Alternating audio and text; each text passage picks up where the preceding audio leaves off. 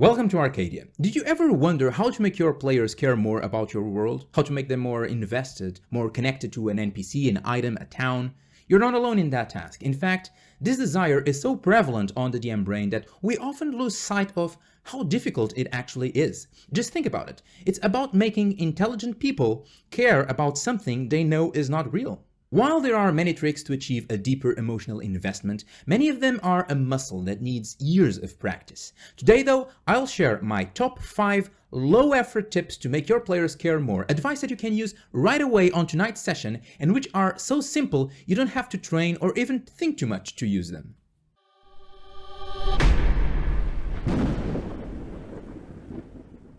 Tip number 1.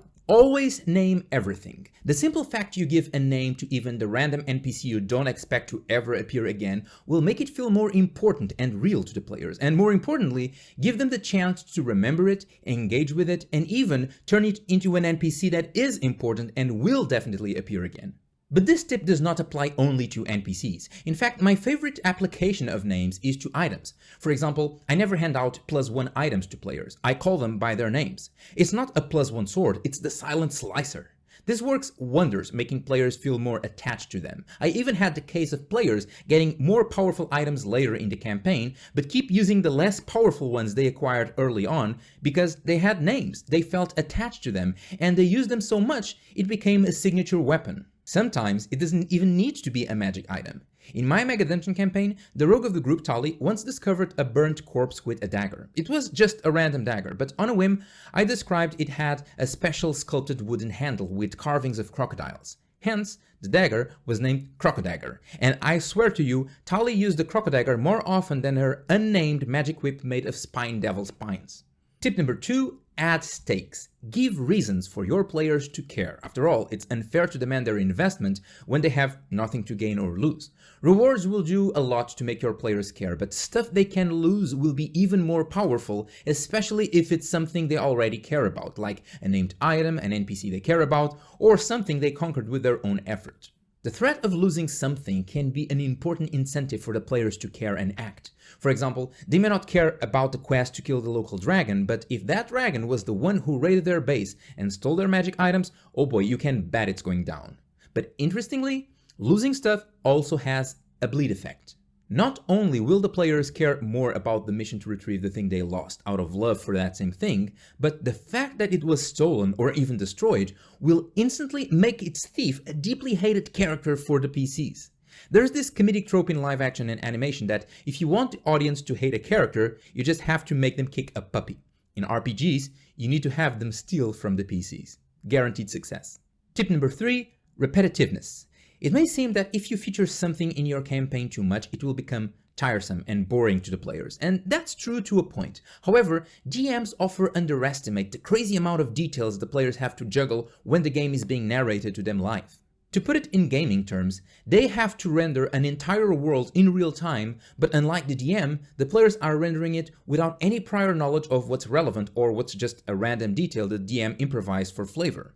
And with so much sensorial information being processed, it's easy to ignore some details, including the ones you might have wanted them to pay special attention to. That is why repetition is key to ingrain certain ideas in your players and boost their interest in them. This must be done in moderation to avoid falling on the other side of the spectrum, but it can be very effective when planting clues and hooks for them to bite and investigate on their own. Think of this as introducing those things before they become relevant so that when they do, the players already have some degree of familiarity with them. For example, if an interesting part of your campaign is triggered when they go talk to the matron of the Galtivore family, don't simply name drop the family surname one single time in a tavern conversation. That will have no weight and the players will easily forget it. But if later on they hitch a ride on a wagon containing trade goods for the Galtivore family, the name may register in their minds because they heard it before.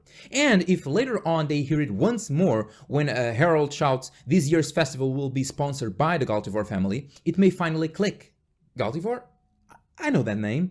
Wasn't it on those expensive wine bottles we stole from the wagon? Oh yeah, now that you mention it, I think I also heard someone talk about them in the tavern. And now the players know there's an important family in the city named Galtifor, so when you finally make them relevant for the campaign, it will strike differently. If you're lucky, your players will feel curious about them even before they become relevant. Tip number 4, mulligan backstories. This is probably advice you already heard before, as it was more recently shared in a Critical Role DM roundtable by who I believe to be the best DM on the internet, our boy Brandon Lee Mulligan. But it's really sound advice, so allow me to repeat it once more here. Almost every player will feel as invested, if not more, in their own backstory than in the DM's campaign. Everything they write in there is stuff they want to explore, or at least that they think it's cool. It's as if the players hand out market research studies about themselves and what they like the most. What this means is that when a player writes a backstory to you, they are basically giving you free "I will always bite these coupons." If you intertwine whatever specific detail they mentioned in their backstory with your own campaign, you have a certified personal interest from the player in your campaign denounced voluntarily by that same player. To quote Mulligan, when someone hands him 40 pages worth of backstory, his reaction is, "Oh, plot hooks you'll bite on every time? Thank you." Use this to your benefit too. Tip number 5, and this one only applies to NPCs, invest your players in your NPCs by not placing them in their way. Players will often adopt an adversarial or even hostile stance against NPCs whose story arcs and goals do not align with their own, or who just don't acquiesce to all their demands. Matt Colville aptly described this as players disliking NPCs with their own agendas or with a life of their own. This kinda makes sense because part of the appeal of playing a high fantasy RPG is to feel as a hero, and that fantasy is opposed when assumedly irrelevant characters don't treat the players as the greatest heroes the world has ever seen, even when they're not at that level yet, because that is the expectation they have in their minds. This includes the spy master who doesn't share information with the characters because they don't trust them yet, or the archmage who doesn't really see a point in helping the characters since they are so beneath their level, but also at a lower level, just the shopkeeper who refused to give the players a discount because they're trying to feed their families and need money for that. If I had $1 for every time my players conspire to murder the shopkeeper and take everything by force just because they didn't get a 10 gold discount, I'd be rich by now. So if you want your players to care about an NPC, you should pay attention not to give them a position that is too adversarial to the players. In other words, you'll want to align them with whatever the PC's goals are. Now, there are a lot of tricks to make NPCs interesting and likable. If I ever make a full-length video about interesting NPCs, I will link it in the eye up there or down below in the Underdark, but for now, I want to keep things simple and share only quick low-effort tips to use on the fly. The easiest one to use is to have the NPCs be super nice, agree to whatever the PCs tell them, and recognize their value as heroes.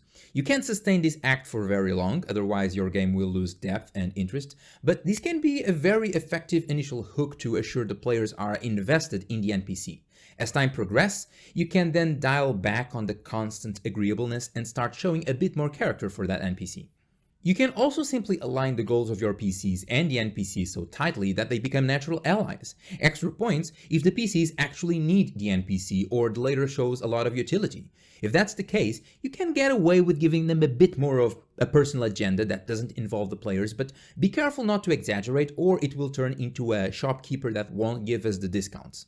But if you've seen my last video on how to make the players care about your game, I'll link it in the eye up there or down below in the Underdark if you didn't, you'll know that I prefer to sing my plot hooks and hope the players follow along, instead of forcing them down their throats. If the initiative to like the NPC comes from the players, it will forge a much stronger connection. And remember how I said earlier that the easiest way to make the players hate an NPC is to have them kick a puppy? Well, the easiest way for them to like an NPC is having them pet a cat. Have them show an act of kindness or bravery or anything commendable in front of the players that imprints in them the idea that, hey, this guy's cool. I'm talking about NPCs fighting a goblin horde with just a broken chair to protect their young sister, a high-level NPC offering to pay for the character's potions because they've been in their place before, or even just a guy punching a noble in the face after they bullied another person. The players will resonate with this and bond with the NPC even if they never get to talk with them. But here's the trick. Have that action be tied to the campaign or whatever the PCs are doing. If they are strolling down the street and see someone giving food to a random beggar, they may not be impressed by that. But if they recognize the beggar is their childhood friend, not only will that invest them much more in what's happening, they will also be extremely grateful to that kind NPC who was aiding their friend. That's it for the video. I hope it was useful to you and that it was worth your like. I'm really thankful to all of you who go the extra mile of liking the videos because it's the only way they get recommended to other people. If you want to keep hearing my awful nasal voice, I recommend you stay on topic of DM tips and check out these videos on my left. The first one continues the thought of generating player investment with more advice from the amazing Mulligan, and the second one contains some of my best advice for DMs in general. Thank you for watching. I'm the first Arcadian, and if I had a nickel for every time I was doomed by a puppet, I'd have 2 nickels, which isn't a lot, but it's weird that it happened twice, right?